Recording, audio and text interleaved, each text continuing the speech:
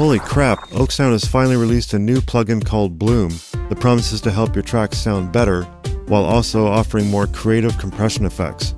I'm going to tell you why this just might be better than Soothe 2, especially for day-to-day music mixing. But first, please like and subscribe. If you want to support the channel, there's a link to my Patreon below. Plus you can get awesome plugin deals at Plugin Boutique with my affiliate link, and head over to palebluedot.ca for freebies. Longtime viewers will know that Oeksound Soothe 2 has been a big part of my channel. I love Soothe 2, and it's something I reach for often to clean up vocals and harsh instruments. But now, there's Bloom. What makes Bloom different from Soothe? Well, Bloom adaptively cuts and boosts the signal to achieve a more balanced tone, whereas Soothe is strictly a resonance suppressor, looking for bad sounds and pushing them down. Plus, Bloom adds a squash feature, where you can take advantage of upward and downward compression for more creative uses, like bringing out quieter details or intense, over-the-top compression. All while balancing the tonality of the signal too. You've got a sort of spectral corrector, an EQ, and a compressor all working together. It's a fascinating concept, so let's hear it in action. Speaking of hearing things, you might hear my cat in the background. We just got a cat, and she's very talky. Let's start with a simple drum loop to give you an idea of how Bloom works. Let's insert Bloom.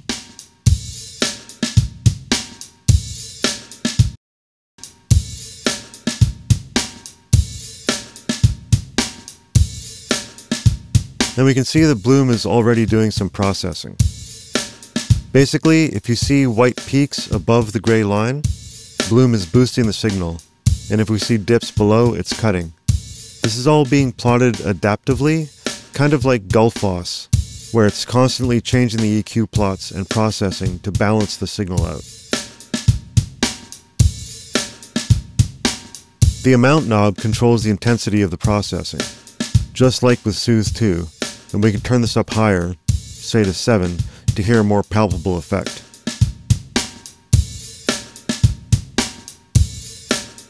Let's see if we can reduce some of the harshness.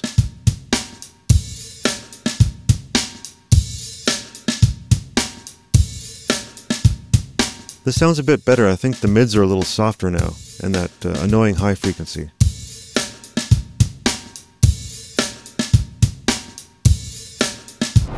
The real fun begins, however, when you push into the squash section of the dial. Once you get into this range, and you start seeing the gain reduction meter moving on the bottom, now you're engaging upward and downward, frequency-dependent compression.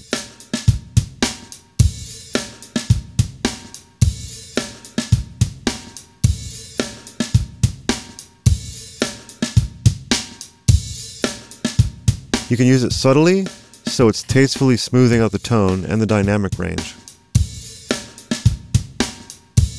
Or you can start pushing it well into the red to really restrict the dynamic range and get cool creative effects like you get with OTT.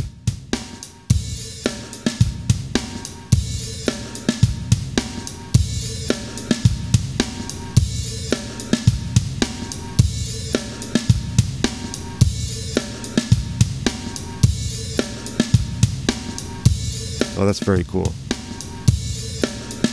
Something to note here. Oeksound added these two features, Squash Cal and Wet Trim, to help balance the gain changes, i.e. this is how you set auto gain so you don't have big volume jumps between processing or mixing wet and dry signal. So you just click Set in the Squash Calculation section, and that adjusts the input gain.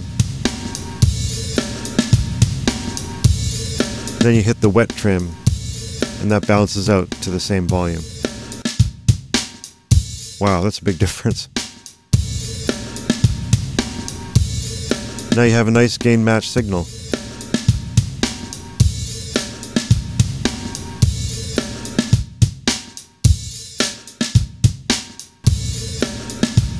And over here you have attack and release settings, and like most compressors, this simply controls how quickly Bloom reacts to the incoming signal.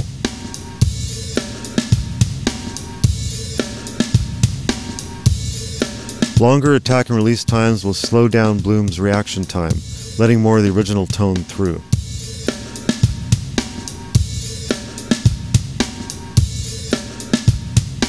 If you want Bloom to process more quickly, use faster release times and attack times. I'm a compression freak, so I'm going all the way down. Oh man, I love that sound. This now sounds like a drum kit that was recorded in a big, reverberant room in Motown or something. And Bloom has removed all that nasty harshness in the highs too.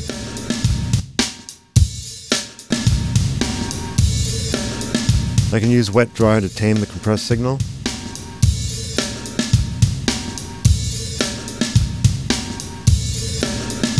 Or I can exercise more control with the high and low pass controls. If I drag these sliders, processing will not occur outside the boundaries.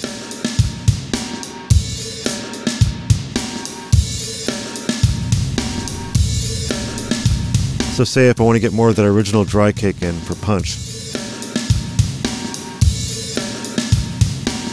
And I want to get less of that reflection reverberance on the hi-hats. There. Now I've got all that glorious hyper-compression only on the snare. I love how this sounds, and I think this is a trick I'll be using often.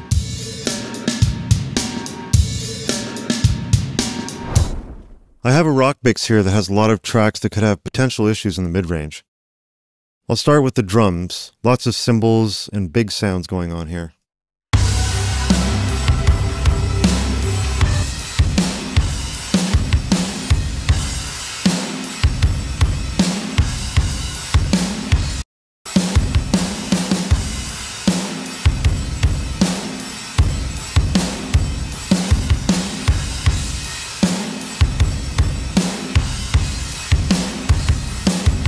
Even at the default settings, I hear a nice little cleanup in the upper mids. Already this can help reduce interference with the guitars. I love it. I can see myself reaching for this to get that last 10% in the mix and get things to clear it up a bit.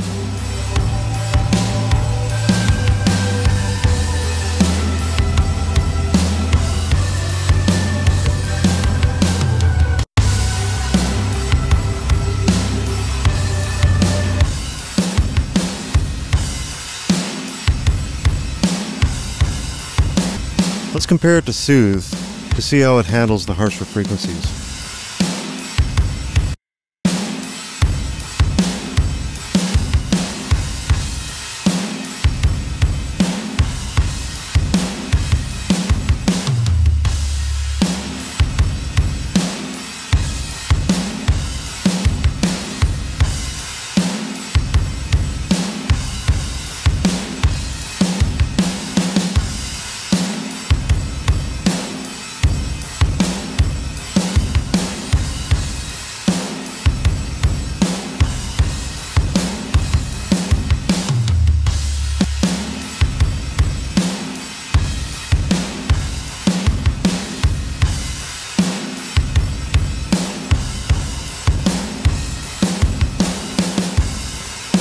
So Soothe 2 sounds pretty good, which makes sense, that's what it's made for.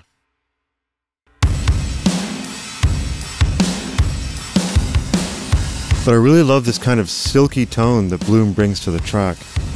It's boosting and cutting in just the right places, so I get more than simply resonance suppression. I'm getting more of an exciting signal. I can add that squash for even more excitement.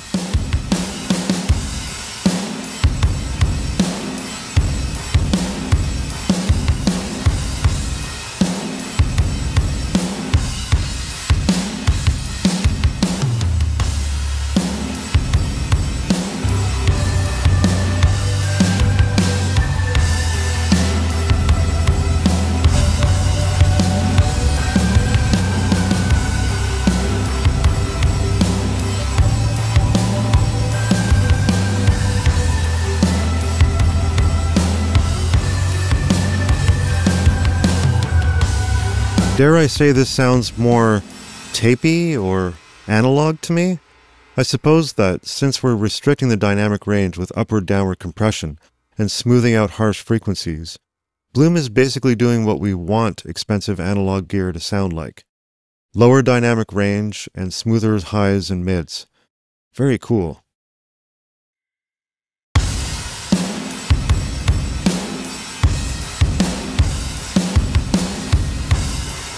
I feel like the kick is getting overcompressed, so I'll move the range up to around 100 Hertz so it's not getting triggered by the kick frequencies as much.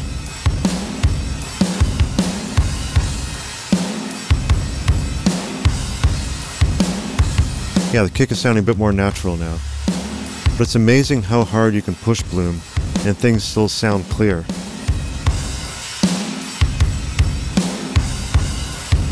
There's a lot going on here, but it's so easy to use.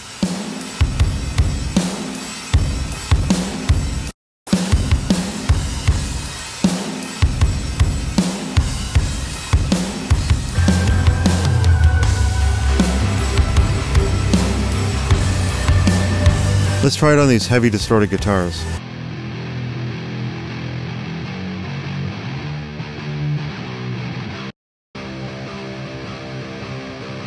Ooh, again at default settings, this is doing quite a bit. It's kind of smoothing out the sound.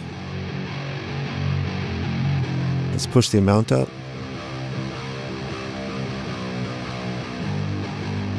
Wow, a lot going on in the lows.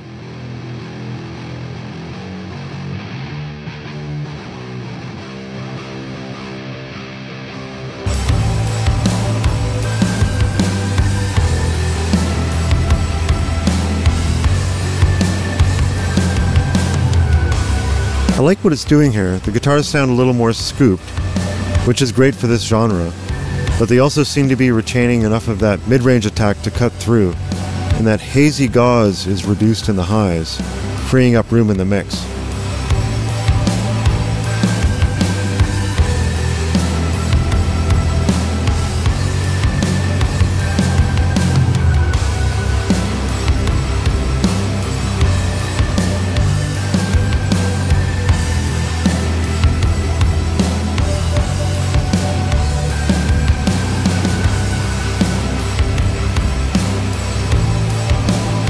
I like it pushed even harder. Wow. Sounds great.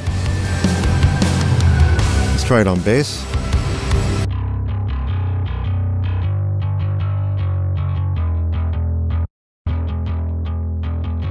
I find this bass had a bit of a bump in the lows, and it looks like Bloom is really helping with that.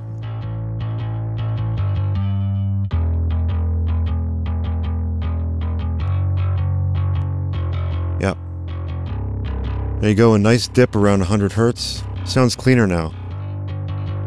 I'll hit the set here to get the right gain compensation.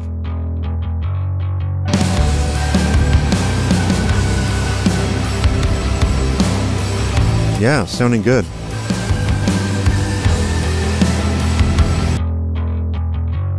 It's bringing out a lot of the string noise, which again could be very appropriate for this genre.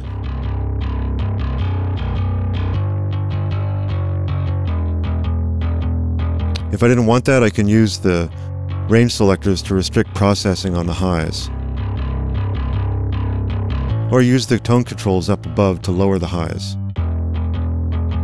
Oh yeah, these tone controls act largely as broad tone shapers, kind of like EQ, although their response affects all the processing in a way as well, and I believe it's frequency and level dependent.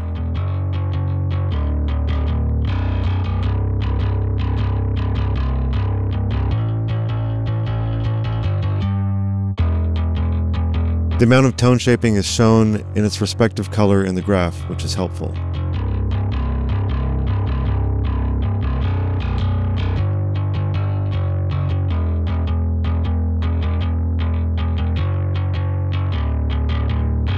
Double-clicking resets them to the default values. I'm loving this gristly sound on the bass. I'm thinking I could even automate Bloom so I have tons of pick noise during the heavy parts.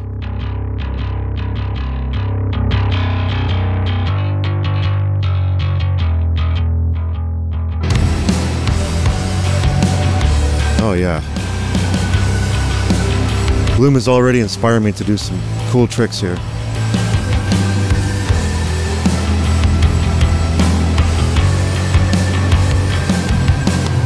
Let's bypass Bloom. Wow, that's a big difference.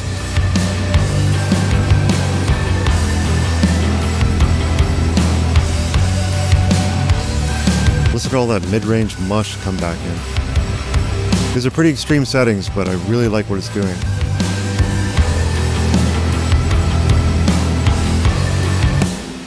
And now, here's something I'm sure you want to hear. How is Bloom in a vocal chain? Let's listen.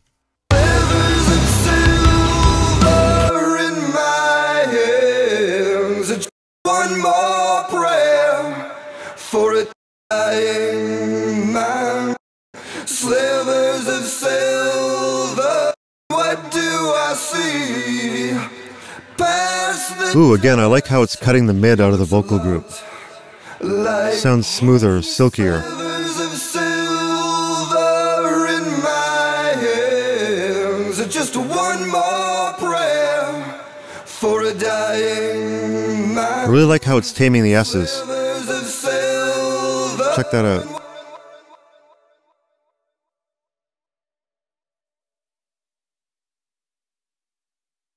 Slivers of silver and man. Slivers of silver man.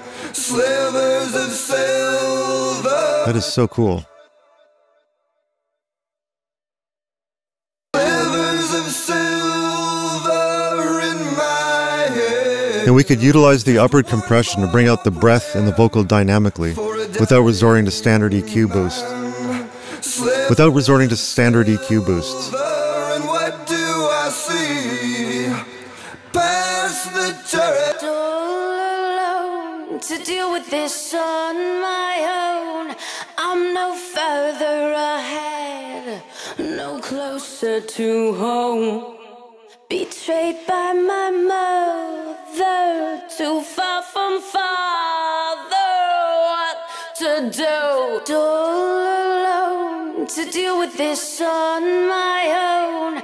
I'm no further ahead, no closer to home. Betrayed by my mother, too far from father. What to do? What have I done? Slivers of silver in my hands. Just one more prayer for a dying man. Slivers of silver. Yeah, this just sounds slicker with Bloom on it. I see. I think this would go a long way towards correcting home recordings. Looks a lot like Have you slivers of silver in my. Finally, here's another great use for Bloom as a bus or mastering tool. Let's slap it on. Slivers of silver in my hands. Just one more prayer for a dying man. Slivers of silver, and what do I see? Yeah, right away I hear some balancing in the overall mix tone. He looks a lot like Have you slivers of silver Yeah, I really miss it when it's gone. in just one more prayer for a dying. Okay, so just for fun, let's bypass all of the Bloom processing. One more prayer. Okay, let's bypass all the Bloom. Wow. Slivers of silver, and what do I see? Past the turrets, he looks a lot. I mean, this mix, for me, this mix just comes to life when I have Bloom activated. Absolutely amazing. More prayer for a dying man. Slivers of silver. I hear so much high mid noise come back in when I bypass Bloom. It's kind of like static. Turrets, he looks a lot. Sure, these are pretty strong settings, and I'll probably dial some mid-range back on the guitars, but I'm so impressed with how much smoother the signal is. And I can hear more space in the mix and make better judgments, I think. I'm honestly thrilled to start using this in mixes and masters, and I've only been using this for a day. Other features to note here? For mastering, you can split the signal into mid-side, and when you do, you get these lovely separate controls for mid and side processing. have you Slivers of silver in my hands. so I can add more squash processing to the sides in the highs and get a wider signal.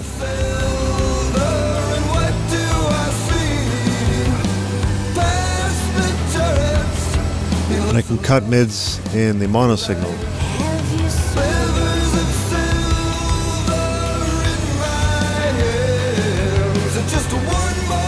This is very powerful.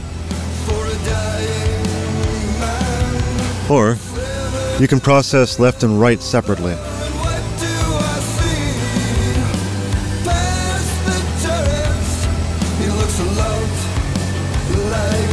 Or you can process left and right separately, making this a very powerful mastering tool. You also get 3 different quality settings, which increase the accuracy of the crossover phase, whilst trading off for CP use. I'm almost speechless. I love this plugin. This feels like Oeksound have carefully expanded the technology of Soothe 2 and evolved it into a new tool that I think is more fun and approachable than Soothe 2, and it doesn't create the spectral artifacts you can get with heavy processing in Soothe 2. I would say for those of you who are mixing at home or small studios and you've been eyeing Soothe 2 to fix frequency issues in your tracks, I'd say check out Bloom first. This can get you to a good, sexy tone more quickly, and you can push it to extremes and get amazing creative compression effects, while not having to worry about harsh frequencies. Of course, this is Oeksound, so Bloom ain't cheap. It's $209 US as of this video's posting, so it's not for everyone. But like I said, if you've got the money and you're thinking about Soothe or DSEQ, this is more than worth a look. I feel like this is destined to steal the crown from Oeksound as their crown jewel of in-demand plugins. And for me, this is already the best plugin of 2024. There, I said it and I'm sticking with it. Get out there and try this. And no, I'm not an affiliate, I got no money coming from this. I tried the demo just like everyone else. That's all for now. Thanks for watching. Don't forget to like and subscribe, it really helps the channel, and check out my affiliate links at Plugin Boutique for great deals on plugins. Until next time, mix well.